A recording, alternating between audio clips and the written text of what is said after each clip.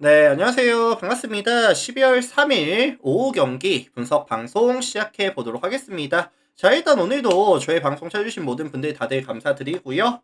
유튜브로 보시는 분들은 제가 시작하기 전에 구독이라든지 좋아요 한 번씩만 부탁을 드려보도록 하겠습니다. 구독, 좋아요 한 번씩만 부탁드리고요. 오늘 오후는 더블캐빌 하나, 그 다음에 큐브유 두 가지 경기, 총 세 가지 경기 멘트 들어갈 거고요. 그 다음에 이제 유튜브로 보시는 분들도 멤버십이 오픈이 되어 있습니다.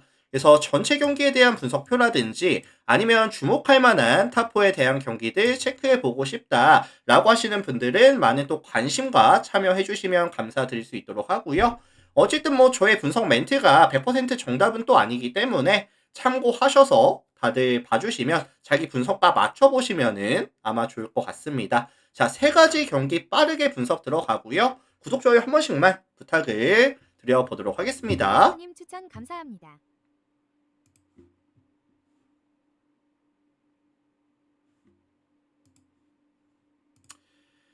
자, 가장 먼저 살펴볼 경기는 이제 썸이랑 삼성생명 경기 먼저 살펴보도록 하겠습니다. 썸, 삼성생명 먼저 볼게요.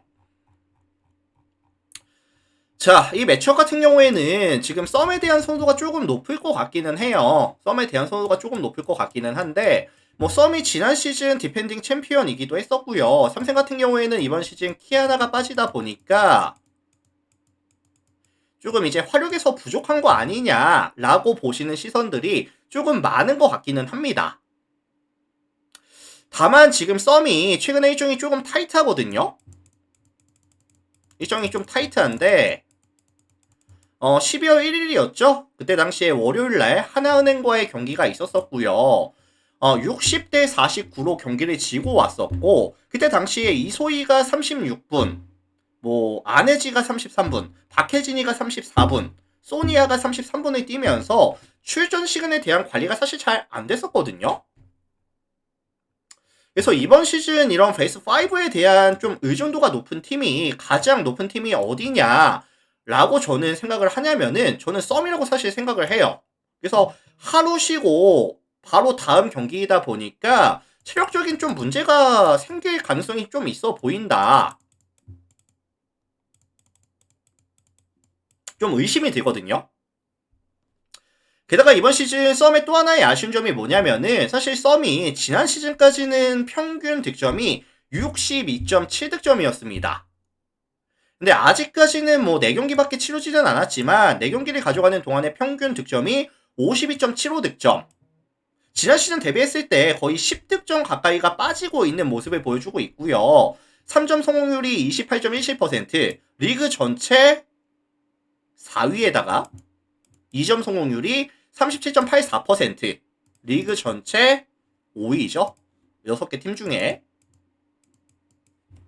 크팍츠님 추천 감사합니다. 그래서 지금 팀 전체적으로 야투에 대한 부진이 조금 길어지고 있는 상황이고 특히나 안혜지라든지 박혜진 같이 핵심 코어들이 조금 야투가 많이 안 들어가다 보니까 많은 파일을 가져가는 선수들이 슈팅이 잘 안 들어가다 보니까 득점에 대한 지원이 사실 많이 아쉽습니다. 자, 반면에 원정팀 삼성생명 볼게요.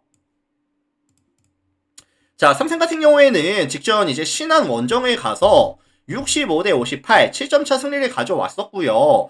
그때 당시에 윤혜빈이가 22분 39초를 뛰면서 11득점에다가 야투율이 66.7%.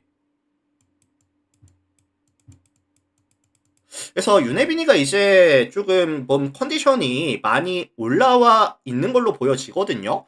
아직까지는 뭐 이제 전체 시간에 다 뛰지는 못하겠지만 한 20분 정도? 20분 중반 정도는 경쟁력 있는 모습을 보여줄 수 있을 것이다. 게다가 지금 이해랑 같은 경우에도 지난 경기에서 30득점에다가 57.9% 굉장히 좋았거든요.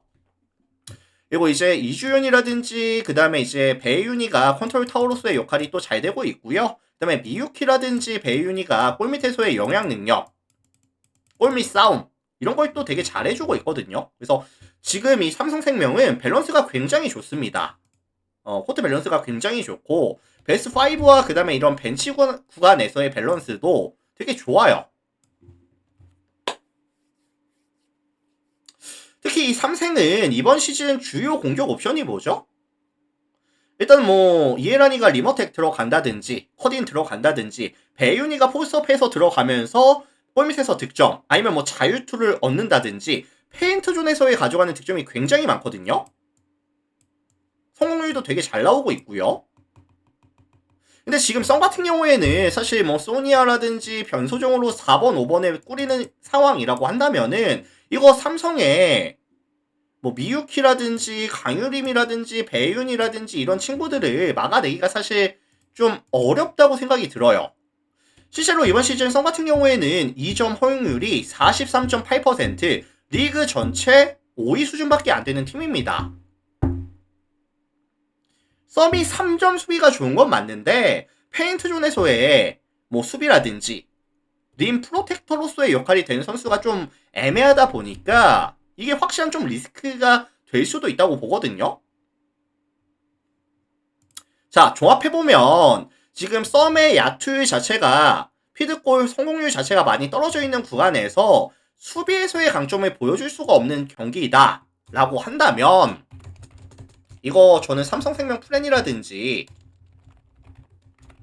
아니면 뭐 역배에 대한 가능성 아니면 언더에 대한 가능성까지 같이 언급을 드려보도록 하겠습니다. 참고하시면 될 것 같아요.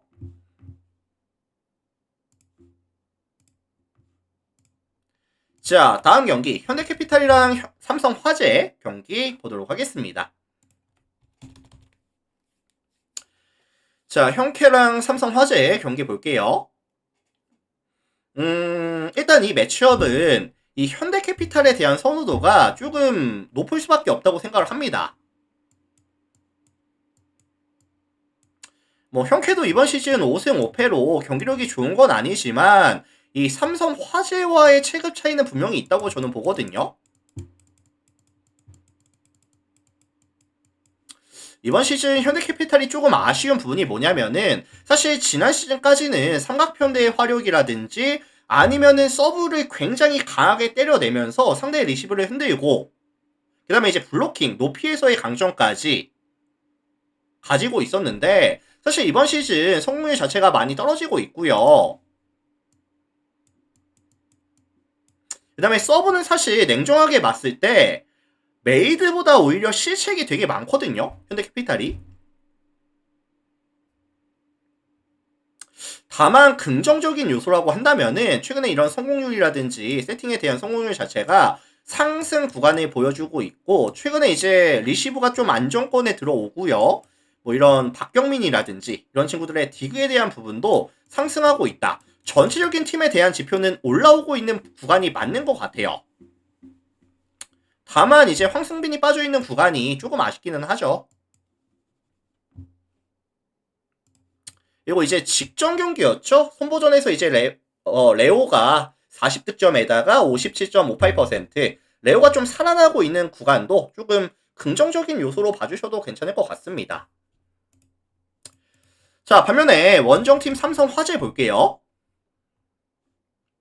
지금 아히라는 정상급 용병을 갖추고 있는 아포지 스트라이커를 갖추고 있는 그런 팀인데 좀 냉정하게 말씀을 드리면은 아히 빼고는 사실 안정감 있게 메이킹 해줄 수 있는 루트가 좀 부족하다라고 저는 생각을 하거든요. 일단은 송명근이가 계속 빠져 있으면서 아웃사이드 히터 쪽에 대한 밸류가 좀 떨어지고 있는 상황이고 뭐 양수현이라든지 뭐 김준우라든지 이런 친구들로 가져가는 이동 공격에 대한 효율도 많이 떨어집니다, 사실. 그래서 아이 쪽에서는 성공률이 괜찮은데 나머지 아웃사이드 히터라든지 이제 브로커 쪽에서의 성공률 자체가 많이 떨어져요. 그래서 이번 시즌 평균적인 공격 성공률이라든지 세팅에 대한 성공률, 뭐 리시브, 뭐 블로킹, 뭐 디그 전체적으로 꼴찌에서 6위 달리고 있는 상황이고 최근에도 이런 공격에 대한 지표들과 리시브에 대한 효율은 많이 떨어져 있는 구간인 것도 맞고요.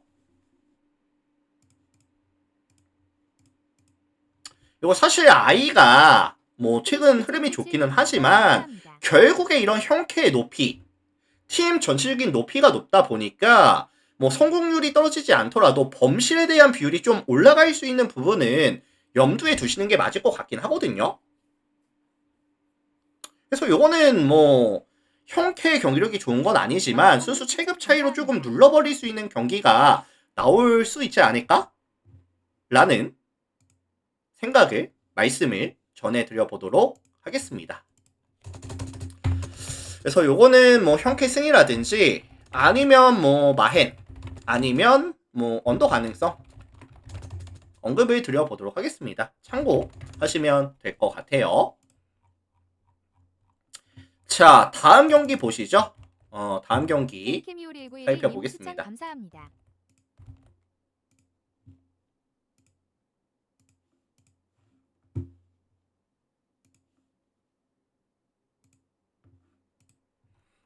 한국이랑 이제 도로공사 경기 볼게요. 자, 이 매치업은 제가 분석을 하면서 가장 먼저 보였던 부분은 사실 원정팀 도로공사의 연승이 되게 길어지고 있죠. 몇 연승이죠, 지금? 두 자릿수까지 들어왔습니다. 10연승. 당연하게도 이번 시즌 모든 지표가 리그 최상위권에 올라와 있어요. 공격 성공률, 뭐 세팅, 리시브, 블로킹, 뭐 디그에 대한 성공률까지도 정말 많이 올라왔고요. 사실 이런 모마, 강소희, 타나차로 이어지는 삼각편대의 화력은 정말 강점이 있는 팀이고, 근데 이제 타나차가 직전 경기에서 이제 발목 부상이 조금 있다 보니까 1세트에 나갔었거든요. 그래서 오늘 복귀가 될지 안 될지는 모르겠는데 그 빈자리를 누가 잘 채워줬었다? 김세인이가 또 잘 채워줬었다.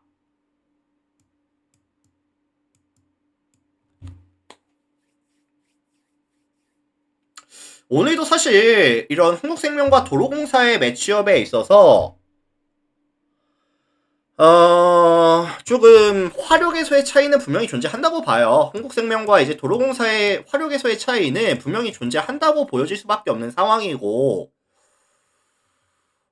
반면에 이에 맞서는 홈팀은 한국생명이죠. 한국생명 같은 경우에도 최근의 경기력은 나쁘지 않습니다. 일단은 뭐 시즌 평균 대비했을 때 이런 공격에 대한 성공률과 세팅에 대한 성공률 자체는 상승 구간에 있는 건 맞아요.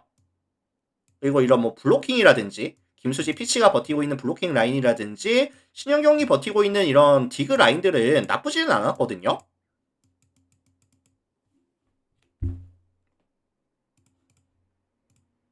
근데 이제 문제가 뭐냐면은 사실 한국생명이 최근에 리시브가 정말 많이 흔들립니다.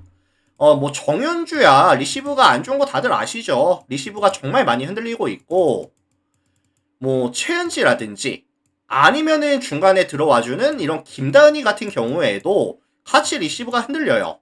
아웃사이드 히터 쪽에서 리시브가 정말 많이 흔들리고 있다 보니까 좀 많이 불안하죠. 그리고 사실 도로공사 같은 경우에는 서브가 좋은 자원들이 정말 많습니다. 뭐 모마부터 시작을 해서 강소희, 뭐 타나차, 이윤정도 서브가 좋고요. 그 다음에 이제 그 이지윤이도 서브가 괜찮거든요. 서브 리그 1위죠. 그리고 얘네가 또 좋은 게 뭐냐면은 서브가 정말 좋은데 범실이 없어요. 서브 범실이 없다 보니까 뭐 서브 에이스에 대한 비율이 더 많이 나오는 경기가 조금 많습니다. 그래서 사실 한국생명이 상승 구간에 타고 있는 거는 맞지만 압도적인 흐름의 도공을 확실히 꺾을 수 있겠다. 변수를 만들어낼 수 있겠다. 이런 지표가 있지 않는 이상에는 10연승의 도로공사 반대를 보기는 조금 어려운 게 사실이죠. 어려운 게 사실이고 뭐 타나차가 나올지 안 나올지는 모르겠지만 안 나와도 사실 도공의 화력이 뭐 모마도 좋고 강소희도 좋고 지난 경기 세인이도 괜찮았었기 때문에 이걸 무시할 수는 없죠. 그리고 이제 리시브가 많이 흔들린다는 점 역시도 정말 많이 거슬립니다.